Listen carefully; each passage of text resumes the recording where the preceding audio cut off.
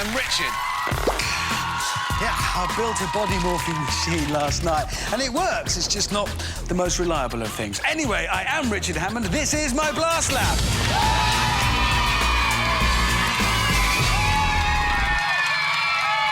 Today, I have invited two teams to come along and take part in top-level, exciting scientific challenges. The winning team will get to walk off with a wheelbarrow full of prizes. Let's have a look at what's in store.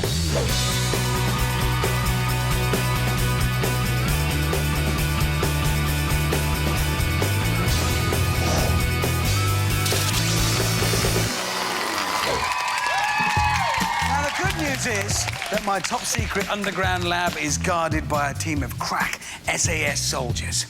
The bad news is I cooked for them last night, and now they're all off sick with food poisoning. I mean, that's the last time I tried cooking nuclear chicken in a basket. But don't worry, I have invited the very next best thing along. She's trained in all ancient forms of martial arts, because she is herself ancient. She is my Ninja Nan!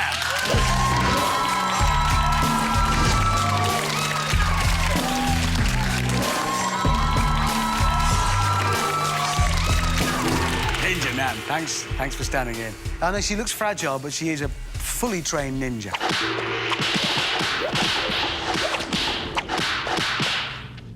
See? Nan, if you'd like to make your way to security... Nan, turn it up! Sorry, Nan. If you'd like to make your way to security and settle in, thank you. There she goes. Look at that! Faster than a lightning bolt. Stronger than a bear. And right now, as sleepy as a sloth. It's further than it looks to the security zone there. It's about a mile. She'll be there soon. Nan, are you settled into security? Oh, there she is, look, pulling a little ninja trolley. Marvellous. It's good to know she's there to protect us from invaders. Oh, what's she got? Ah, knitting. Yes. Well, you see, she's now so good at karate that she's actually beyond the black belt, which is as far as you can go, technically. So she's knitting herself a new belt beyond the black belt. OK, you carry on, Nan. Meanwhile, we're going to meet the group of people who claim to be our teams for today. Let's have a look at you. Show yourself.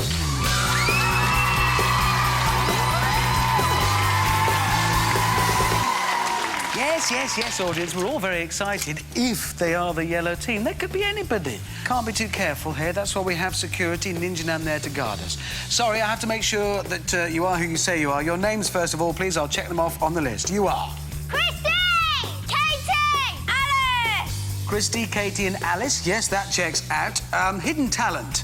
To prove you are who you say you are, Alice has got your name here. Yes, I'm a gymnast. Really? You see, you say that. We can't be too sure and we can't be too careful in Blast Lab. Prove it and you can come in. Oh. Whoa! OK, fair enough. I'd say that proves it. You're a gymnast. You're cleared through security. Come into the Blast Lab.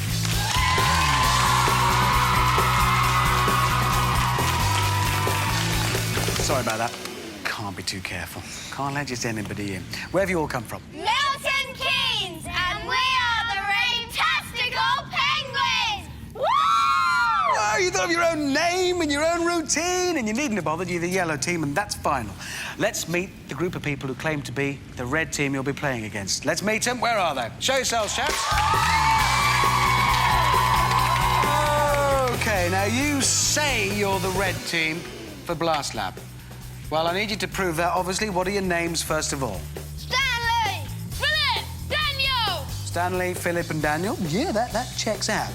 Hidden talent, it says all three of you are going to prove that you are who you say you are. How are you going to do that? Well, we're going to rap. That's what it says here. OK, right, prove it then. Bless you. Is he... My name is Dan. I am the man. He's deflating. My best mate Philip and my best mate Stan. If you see us in the park or you see us in the street, if you want to meet the winners, when it's us you're going to meet. Fair enough, that was a rap. I reckon so,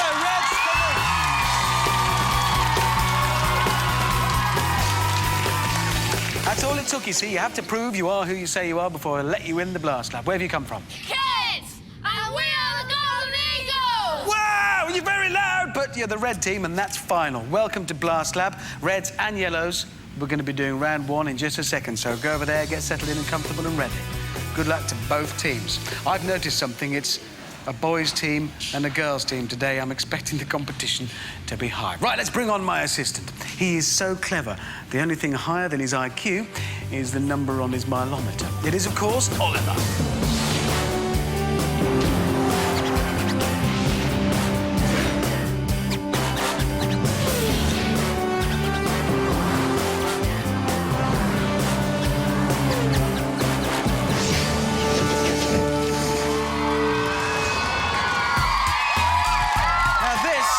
This is Oliver's high-tech, state-of-the-art fact nav.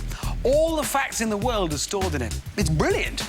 Unfortunately, I fitted it, so it doesn't work. Well, not very well. Sometimes the facts are true, sometimes they're false. So I need my two teams to decide for us which are true and which are false. Fortunately, Oliver is cleverer than me, and he knows the answers anyway. So if it is true, he'll do this. And if our science fact is false, he'll tell us by doing this. OK, this then is round one. Teams, your first chance to earn points here in the Blast Lab. We all settled and comfortable? Nervous? Well, you all seem very calm. Really, Daniel, you're the only one. Good luck. Right, here comes the first fact. Reg, you go first. I need you to tell me if this is true or false. Human eyes get bigger the colder the weather gets. At 20 degrees, they're the size of tennis balls. Have a chat, have a think. Audience, tell me, is that true or false? Audience, what do you think? Shout it out. Fairly clear decision from the audience there. False. You're going with false. Now, is that because what you believe, or did you listen to the audience, or...? What do you believe? False. What do you believe? Do you all agree? Yeah. Yep. All in agreement on that? Yeah. Stanley? Yeah. Philip? Oh, OK, OK. You think it's false. Oliver, is it true or false? It is false. That's a point to the Reds straight away. Well done. That's a point. You're right. It is false. Right, yellows. Your turn. This is your science fact. Is it true or false? Water can cut through steel. True or false? Have a chat. Have a think about it, girls. Audience, is it true or false? What do you think? Is that true or false? Ooh, split the audience down the middle, that one. Everybody here thinks it's true. Quite a few down there thinking it's false. Alice, Katie, Christy, what do you think, more importantly? Because you're the ones playing for a point. You're one behind already. No pressure, just reminding you of that. What do you think? False. You think it's... No, true, sorry. There's a fairly quick mind change there from the girls' team. You're going with true? Yeah. Final answer? Yeah. Not going to change? No. You sure you're not going to change? I'm sure. OK, Oliver, is it true or false? True, that's a point to the yellows as well. They actually use water jet tools to cut through metal, and the water goes at such a high pressure, it's 30 times the speed of the water that you might use to clean your car. So if you ever get one of those water pressure jet tools, don't clean the car with it, you'll cut straight through it. Right, the third question, this is the one that I don't need a true or false answer, I need a proper answer. OK, teams? I'll give the point to the team that gets the closest. Doesn't have to be bang on, but the team that gets the closest. Here's the question. How many rivets hold up the Eiffel Tower in Paris? I know, it's easy. Sometimes I worry these are too easy, teams. I know, that's your face there, Daniel, is telling me that it's too easy. Have a chat, have a chat. Teams, have a talk between you. Audience, anybody got a clue? All right, I'm coming over to talk to you in this new health-conscious age. You'll think this is a pineapple, but what I've done here in Blast Lab is very cleverly, it's also a microphone. Very high-tech. It also counts as one of your 5 a day. So it's, yes, what do you think? How many rivets hold up the Eiffel Tower? 200,000. 200,000. Yeah. Do you know that? Or No. is that a complete guess? Complete guess. Well, if we're honest, yeah. What else could it be? Maybe somebody here knows. Does anybody here know the answer? Has anybody counted them? Anybody been to the Eiffel Tower? Have you? Well, why didn't you count the rivets for us? How many did you think there were? You've seen it. About 8,000. 8,000 rivets. Any advance on that? Any different answers? No? You're impressed with this, though, aren't you? See, it's the latest in fruit technology. I made it here in the Blast Lab. See, look at that microphone. You'd never see the microphone either. It's very well hidden. Yes, how many do you think? A billion. A billion. We've got quite a range going on here, haven't we? OK, I think it's time to see what our teams think. I can see scribbling going on. So we're writing down answers clearly. I'll put this pineapple microphone here if anybody is from the world of marketing and want to come and talk to me about taking it worldwide. It's there. OK, Reg, you've got an answer written down. Yellows, have you as well? OK, both teams turn your boards round. Show them all to us. Let's have a look at what you've got. Reds have gone for 5,000. Yellows, 9,500. The actual answer is, well, you're close.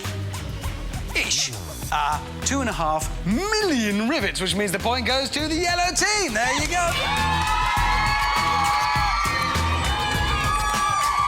2.5 million. When they built it, you needed 4 men to put each rivet in because you had to heat it up, and then another bloke had to hold it in place, and then another bloke had to shape the head, and then another bloke beat it in with a sledgehammer. 2.5 million of them. Right, so the scores now are 2-1 to the yellows.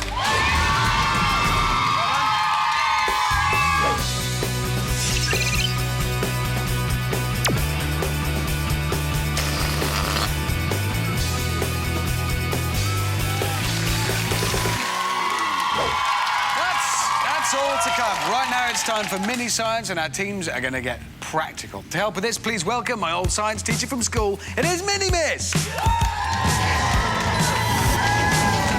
day, Richard. Good day, Miss. She taught me everything I know. Well, that's not saying much, is it? No, not really, especially not about time machines. You see, I built a time machine to bring my science teacher here to Blast Lab from school, and I messed it up. She's actually 65, but that's why she now looks 10 years old. Luckily, though, she is as wise as ever she was. Of course I am. I know everything there is to know about nuclear physics. Indeed, you do, Miss. So, what is today's experiment? Well, today we're going to be looking at the behaviour of light using lasers. Right, does that stand for light amplification by stimulated emission of radiation, by any chance, Miss?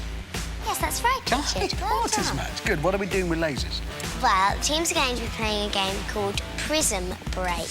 And the aim of the game is to get the rat released from its cage. This is a rat in here. Yes. Right, OK. How do they do that? The teams are going to have to fire a laser into the maze and then change its direction by using mirrors.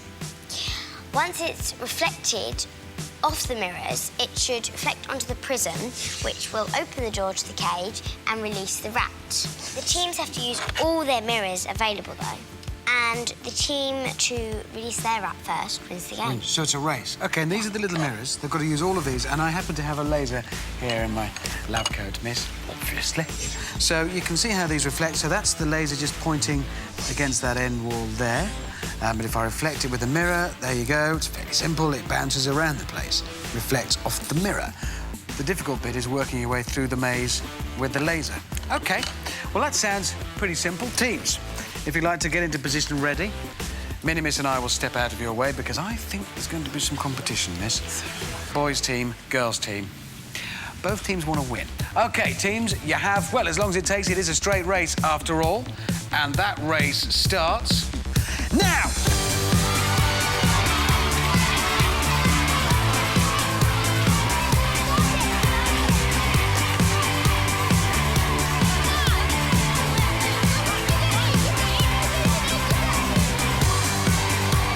This is not as easy as it looks. Actually, it does look quite difficult. And it is. Especially as the room seems to be filling with smoke, which might help us see the lasers, but very little else. Not that very long ago, lasers were only ever seen in sci-fi movies. Now, though, they're everywhere. Places you wouldn't expect to see them. The machine that scans your barcode in the supermarket, that's a laser. They seal wounds in surgery with lasers, and they cut through metal with lasers. They can be small, like the one in your CD player, or they can be very, very big. The most powerful laser in the world can exert a pressure the equivalent of 10 aircraft carriers balanced on your thumb. So it's best to be careful with it. How are we doing? How's it going, Reds? Reds, how's it going? Not well. Why not? Struggling? Got it to here. It's on the... I thought you guys had made a plan. It's not working. OK, OK. Yellows, how are you doing? Not very well. Yep, they've missed over there. I'm going to get out of their way. Oh, this is it. Have they done it? The red team are the winners. The red team solved the maze and released the rat, which takes the score to 2-all. All that we've just done was based on light reflecting off objects. But things can do something else with light. They can absorb it. That calls for another experiment. Only this time, I think we should have a bigger laser. We're going under the cover of darkness.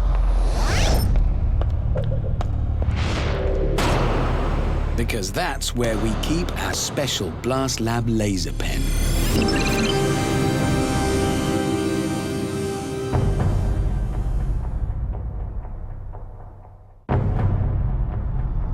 No normal person would be stupid enough to operate this equipment, so we've brought in our very own laser lab rat, expertly trained and infinitely replaceable to conduct the experiment. We're going to find out what happens when you fire a laser beam at different coloured balloons. Firstly, a red balloon. In scientific terms, it's gone bang. Now a green balloon. By scientific comparison, it hasn't gone bang. This is down to colour absorption.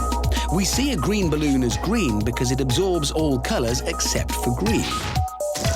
And it's the same for the red balloon. This absorbs all colours except for red. And because our laser is green, this means when our laser is shone on the green balloon, it's not absorbed and the balloon doesn't pop. But when our green laser is shone on the red balloon, it is absorbed, heating up the balloon until it goes bang. Let's try one more experiment with the help of this laser expert. Hello, I'm a laser expert. He's going to fire a laser at two red balloons. One is being held by a teddy bear behind a red plastic screen, and the other by this handsome young chap behind a green screen. And he's going to blast them with this giant laser machine. It gives out as much power as a nuclear power station in just a billionth of a second. And it's so bright that without protection, it'll make everyone in the building go permanently blind. So with anti-blindness goggles on, we're ready for action. OK, hold that experiment right there, because it's a draw right now. 2 points to the reds, 2 points to the yellows. For an extra point, what happens now? Which balloon bursts? Does either balloon burst? Maybe neither balloon burst. Maybe they both burst. Have a quick chat, have a think what might be about to happen. Audience, anybody got any clue what might happen? We saw what happened to a red balloon, what happened to a green balloon. They're both behind screens. What do we think? Hang on. I should bring my amazing pineapple microphone down there. Yes? I think the one with the teddy bear is gonna burst because there's red, and the one with the man is not gonna burst because the man's green. We're behind the screens, remember, that's what's changed here. I think the teddy bear was a red herring, if you see what I mean. Any other questions, any other answers over here? Let's have a think. Anybody got any ideas? You got any ideas? Yeah, What? I have. Sorry, I can hold it, don't worry. I think basically the green one might pop as well because like it's a stronger laser. So you think that the stronger laser might make a difference? Yeah. OK.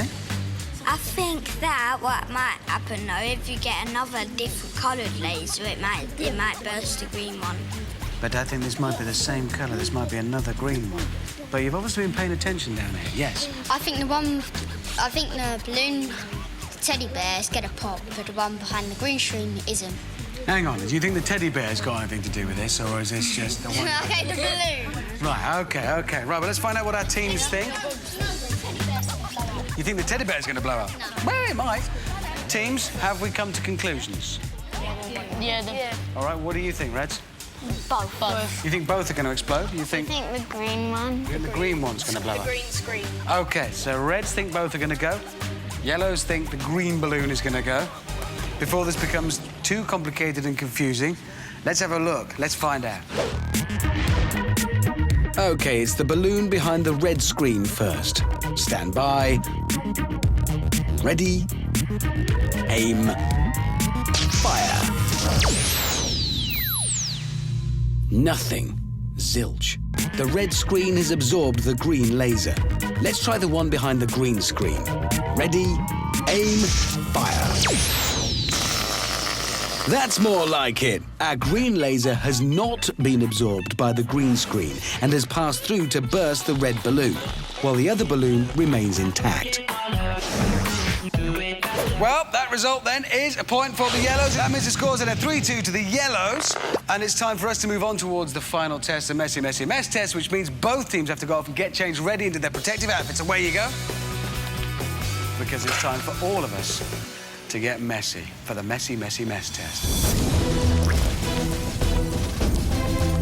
which today is the Gungy Bungee, featuring my Blast Lab catapults, originally designed and built by me for airborne cat transportation, and a complete disaster. However, we found a better use for them. Today, we're going to use them for propelling projectiles across the toxic tank to the prize zone beyond. And there's a clue, because that, team, is what you've got to do. Get as many of these as you possibly can, prize pods, into the prize zone on the other side of the tank.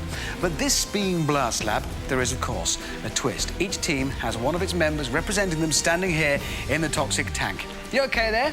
Comfortable? Good, good. Lab rat, have you got it yet, by the way? Not caught it? Yeah. Late last night, I saw a fin and probably some claws, pincers maybe, a lot of teeth. Don't worry, forget it. We've got to get on with the game. Don't worry. Just don't go beyond this tape, will you? That's there for your own safety and probably it. Right, what you have to do then is get as many of these prize pods over the tank past these guys, because you've got two jobs in the tank there. Because one of your jobs is to stop the opposing team's prize pods as they go over the tank, knock them out the tank. Your other job is to collect your own team's prize pods if they fall in, return them to these baskets so they can be fired once again, try and get them in the prize zone. The winning team will be the one that gets the most prize pods into that zone. And you will get to take home all the prizes written on them. Things like plug-and-play electronics, bionic helicopter, MP3 player. Every team member will take those home. The losing team won't.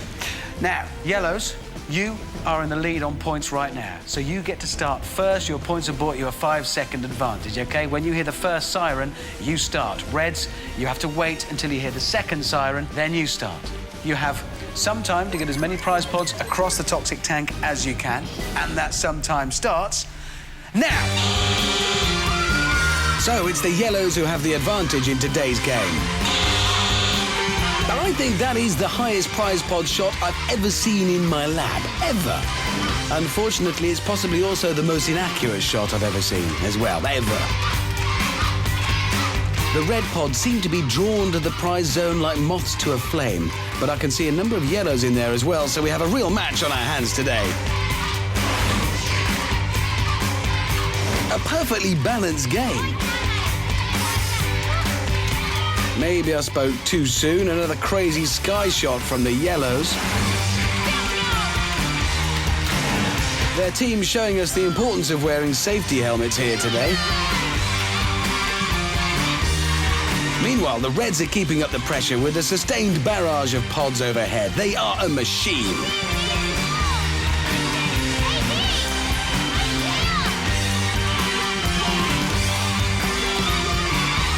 And the reds are about to load their final pod. There he flies. And he's bang on target. The reds are celebrating already. The yellows are frantic. Do they have enough some time to draw level? I think we have our answer.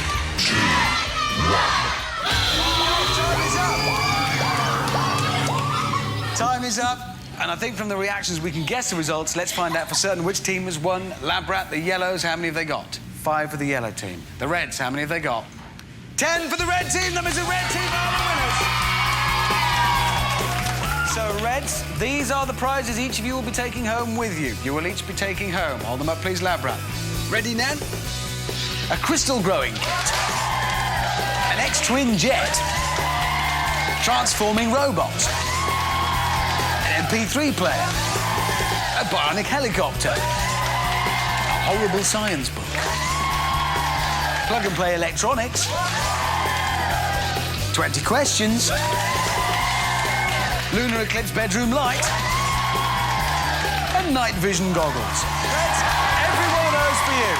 In short, everything in the Blast Lab, apart from the lab rats, which I'll be stuck with, I don't doubt. Right, yellows, this is slightly trickier because now we find out what you would have been taking home.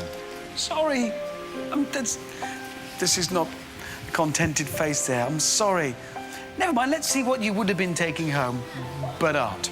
OK, you would have been taking home MP3 player. Yeah, I know. Plug-and-play electronics. Yeah. Night vision goggles. Oh, the fun. X-twin jet. 20 questions. Yeah. But it's OK, yellows, because instead of taking them home, you're going to blow them up. It's time for B-Day Goes Bang.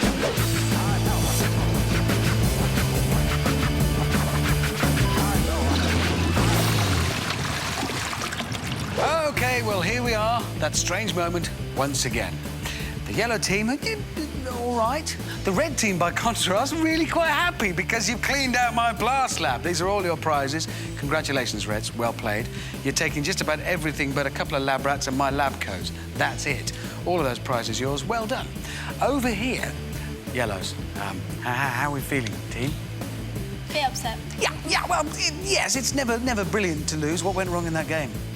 Well, Katie couldn't reach it and I didn't pull back far enough. It's not the easiest of games. I'm really sorry. Who's going to push the plunger? All of us. You're going to do it together. Share the blame. I think that's probably best. Right then, toilets flush, baths gurgle, but B-days go bang. So, let's see in action. It's loaded up with your prizes. Are you ready? Lift the plunger then, please, girls. Lift it up into the firing position. Don't press it until we've counted you down. Are we ready? Don't look at me like that, Christy, please. Are we ready? 5, 4, 3, 2, 1.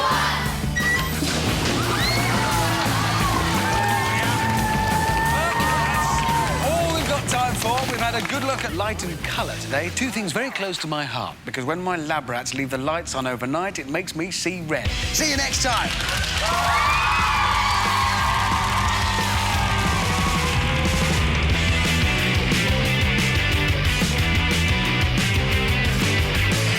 Blast Lab was recorded before a live studio audience. Not one lab rat was harmed during the filming. It was more like 7. Or was it 8?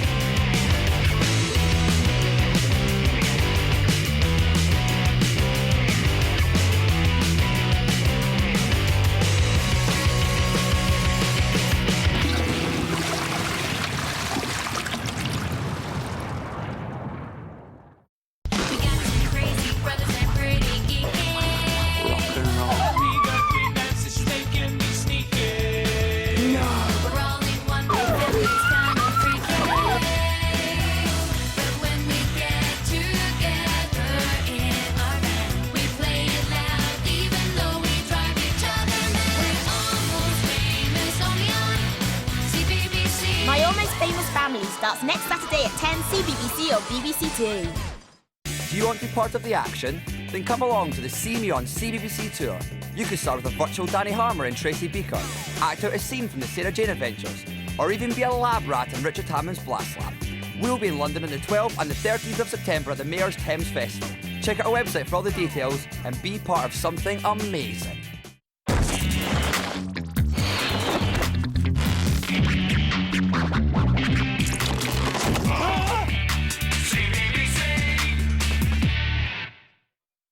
Last week, the